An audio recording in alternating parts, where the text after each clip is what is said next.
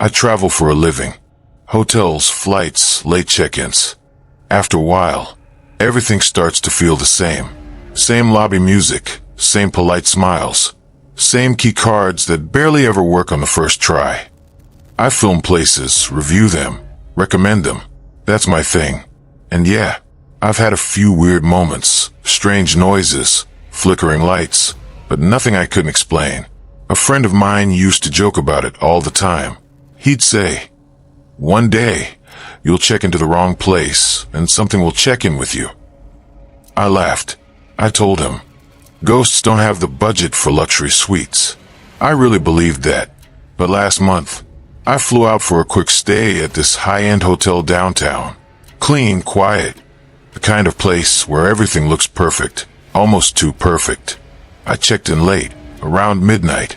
The lobby was empty except for the receptionist. She smiled, handed me my key, said everything was ready. Normal. Completely normal.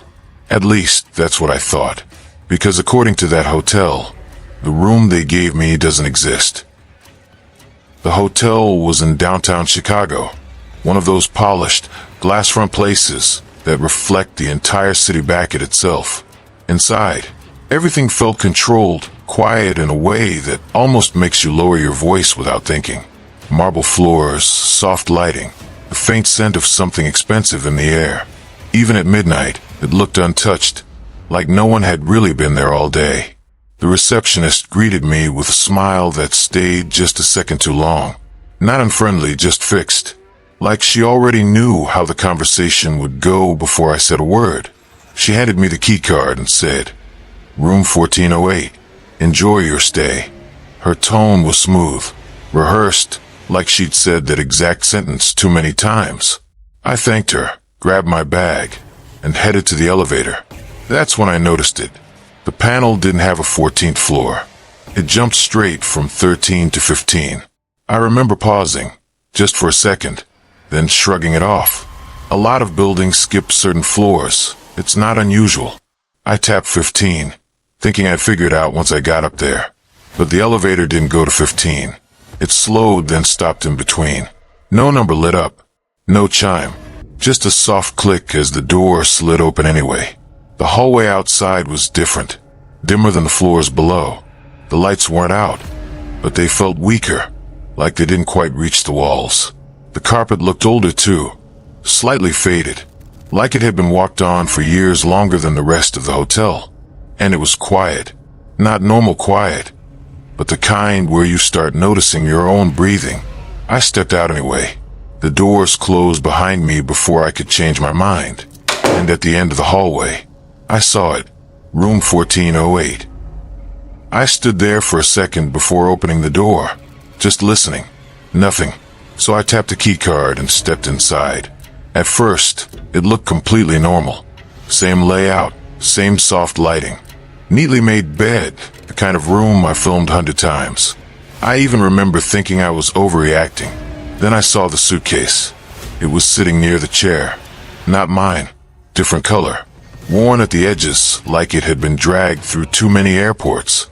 I didn't touch it, just stared. And then I noticed the phone on the desk. Old, powered off. When I picked it up, it wouldn't turn on. The closet made it worse. Clothes were already hanging inside. Not hotel robes, actual clothes. Different sizes, different styles, none of them mine. Tell me honestly, what would you do at that point? Call the front desk, or just walk out? I chose to call. I told them there were belongings in my room, that something was wrong. There was a pause on the line. Then the same calm voice said, "Ma'am, there is no room 1408 in this hotel." I laughed. Not because it was funny, just because I didn't know what else to do. I thought it was some kind of mix-up, until I opened the drawer. Inside were ID cards, receipts, luggage tags, different names, different years. Some of them dated 5, even 10 years back. People who had stayed here, or tried to. Then the bathroom mirror slowly fogged, even though the water wasn't running, and letters began to form. One word. Stay. That's when the phone rang. I didn't dial anything. I just stood there, watching it vibrate on the desk, before finally answering. and the voice on the other end said, "Welcome back. You checked in yesterday." My chest tightened. I dropped the phone and rushed for the door. The hallway wasn't the same. It stretched farther than it should, longer, darker, like the walls had quietly pulled apart. The lights flickered, not fast, just enough to make everything feel delayed. I ran anyway, pressing the elevator button again and again. Nothing. No sound. No movement. That's when instinct kicked in. I pulled out my camera. If something was wrong, I needed proof. That's what I do. I record. But the screen kept glitching. Frames skipping. My voice, when I tried to speak, came out warped, dragged like something was pulling it backward. I turned back into the room, hands shaking, and dumped the contents of the drawer onto the bed. Passports, IDs, receipts, and then the photograph slipped out. I picked it up slowly. It was me, standing in that same room. Same clothes, same bag, same expression, like I had already been there before I ever arrived. That's when it hit me. I wasn't given this room. I was added to it. Behind me, the door creaked open. I didn't hear footsteps. I just felt someone there. I turned. The receptionist stood in the doorway. Same uniform, same face, but this time no smile. Just a blank, steady stare. And she said, "You're already on the list." The footage they showed later, it doesn't match what I remember. It's from the lobby camera. You see me walk in, rolling my bag, looking tired. I stop halfway across the floor, like I've hit something invisible. Then I turn, nod, like someone speaking to me. But there's no one there. No receptionist. No desk interaction. Nothing. I just stand there talking, then step forward and vanish from the frame, like I walked through empty air. They checked everything. There's no record of a 14th floor. No room 1408 in the building plans. No employee matching her description. Nothing. They never found the room, but they kept my footage. And sometimes late at night, the front desk logs show. I checked in again. So tell me, would you have stayed or run? And if you've ever experienced something you still can't explain, drop it in the comments. Subscribe, because next time, I might not make it out to tell you.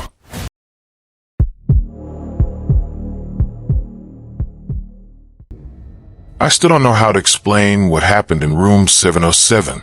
I travel a lot for work, mostly freelance photography gigs and small documentary shoots across the United States. That means I spend more nights in hotels than I do in my own bed, from roadside motels with flickering neon signs to mid-range places that promise comfort, but somehow still feel a little off when the elevator makes that delayed ding. And if you've ever stayed in hotels around America, you know the truth. The ice machine is either your best friend or sounds like it's coughing up something it shouldn't. This time I was in Savannah, Georgia, covering a simple assignment. Nothing unusual, just another hotel, another key card that barely works, and another Wi-Fi password taped awkwardly to the desk. I used to think the worst thing in hotels was bad Wi-Fi, until I checked into room 707. The hotel itself looked normal at first glance. One of those older buildings in Savannah that had been renovated just enough to look modern, but not enough to erase its past. The lobby had that mix of polished wood and faint mildew you only notice when you stop moving for too long. But the moment I stepped into the hallway leading to the rooms, something felt off in a way I couldn't immediately explain. It wasn't loud. It was the opposite. Too quiet. Even my footsteps felt like they were being swallowed before they could echo properly. The hallway lights were spaced too far apart, leaving patches of shadow that seemed heavier than they should have been. Room 707 was at the very end.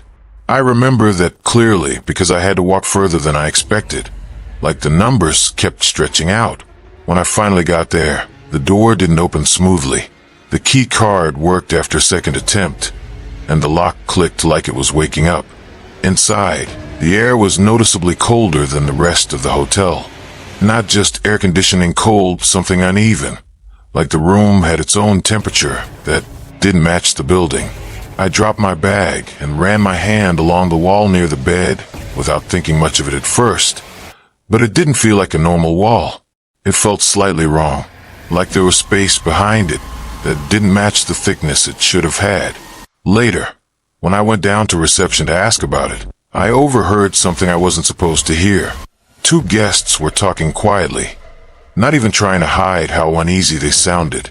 One of them said, "I swear I hear whispers through the walls at night, like someone knocking from inside." The receptionist just smiled like it was something she had heard too many times to react to anymore. That was the first moment I started paying attention to the room instead of just staying in it. I didn't plan on making a big deal out of it. Honestly, I thought I was just tired from the drive. But that night, I told my friend to stay over in the room with me. We'd worked together on shoots before, so it didn't feel strange. We figured we'd record the room just to prove we weren't imagining things. Old hotels make noise all the time. Pipes, wind, whatever. We set my phone on the table, hit record, and just waited. At first, it was nothing. Just silence thick enough to feel like pressure. Then faint scratching started. Not from outside, but from inside the wall near the bed.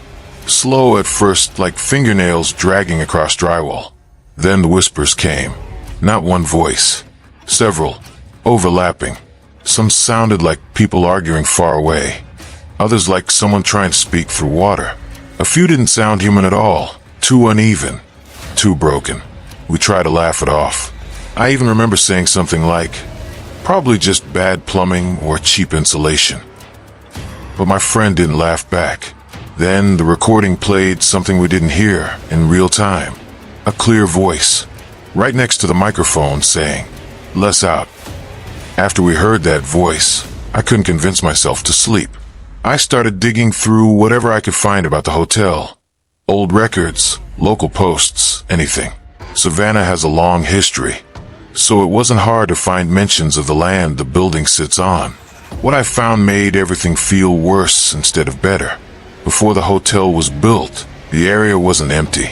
It was listed in older municipal records as part of land where unmarked burials were discovered during early construction in the 1800s. Settlers, workers, people who were never properly identified.